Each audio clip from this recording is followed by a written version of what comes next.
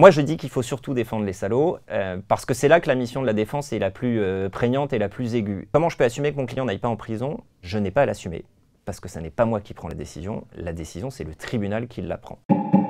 Je ne défends pas que des monstres, je défends quand même parfois des gens innocents, et à l'origine d'un dossier, je ne sais pas, parce que je ne suis pas juge, si les gens sont innocents ou s'ils sont coupables. Ensuite, défendre des gens à qui on reproche des crimes horribles, c'est peut-être la plus belle part du métier, la plus excitante, la plus difficile aussi évidemment. Il ne peut pas y avoir de bonne justice s'il ne peut pas y avoir de bonne défense. Et que contrairement à ce que les gens pensent, je ne crois pas qu'il y ait des monstres irrécupérables.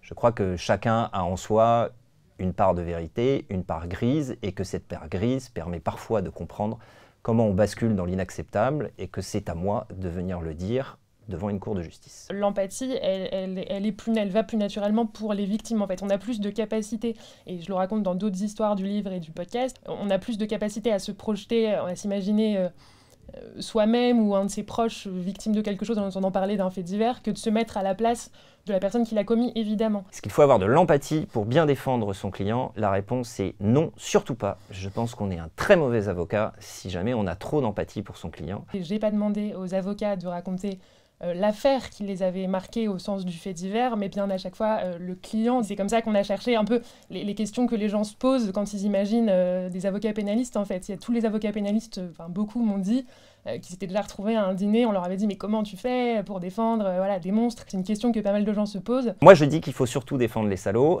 parce que c'est là que la mission de la défense est la plus prégnante et la plus aiguë. Défendre des victimes, défendre des innocents, c'est magnifique, c'est tout à fait louable, mais ça va dans le sens de l'institution, c'est-à-dire que la justice est faite pour cela. Ce déséquilibre de la justice, il doit être rétabli par une défense forte, et cette défense forte, c'est évidemment quand on défend les pires salauds qu'elle s'exprime le plus pleinement. J'ai posé la question à plusieurs avocats, et le terme de monstre, il hérisse tout le monde. C'est-à-dire que c'est un raccourci auquel on a parfois recours dans la société, ou qui peut être une perception un peu de l'imaginaire collectif, mais qui, dès qu'on rentre dans les subtilités du droit et la mission de la défense, est complètement décalée en fait. Comment je peux assumer que mon client n'aille pas en prison? Je n'ai pas à l'assumer, parce que ce n'est pas moi qui prends la décision, c'est le tribunal qui la prend. Moi, j'essaye de donner au tribunal un certain nombre d'arguments pour que ce soit la meilleure décision possible qui soit rendue, dans l'intérêt d'une bonne justice. Je ne dors pas mal parce que des clients ont été remis en liberté, je dors plutôt très bien parce que j'ai le sentiment que si j'ai été écouté, c'est que j'avais raison.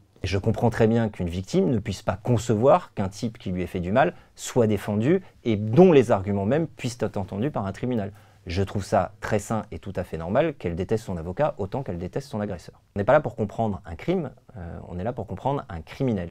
Et les plus belles audiences auxquelles j'ai assisté, ce sont des audiences où, à la fin, et parfois dans des histoires sordides de meurtre, vous avez la famille de la victime qui tombe dans les bras de l'accusé. Et bien la justice est capable de dresser des ponts parce que non, les monstres n'existent pas, et les passions humaines, la vie de façon globale, peut permettre d'expliquer comment on en arrive à commettre l'irréparable. Il y a cette idée parfois que les avocats se forgent une carapace par rapport à tout ce qu'ils voient passer, les dossiers qu'ils ont qui peuvent être très difficiles. Donc je ne sais pas ce que vous en pensez, mais j'aurais tendance à dire que déjà ça dépend des avocats, et ensuite peut-être ça a tendance à évoluer un peu. Je pense que on est obligé de se forger cette carapace, ça n'est pas qu'un discours, parce que sinon on n'y survivrait pas. Donc la carapace, elle existe, on se la forge, je pense heureusement qu'on n'est pas des machines et que parfois elle se fend, que parfois elle se brise, ça fait plus ou moins de mal, on le montre plus ou moins, mais il me semble indispensable qu'on garde un certain recul par rapport au dossier. Je mentirais si je vous disais que je ne suis jamais touché par les récits des victimes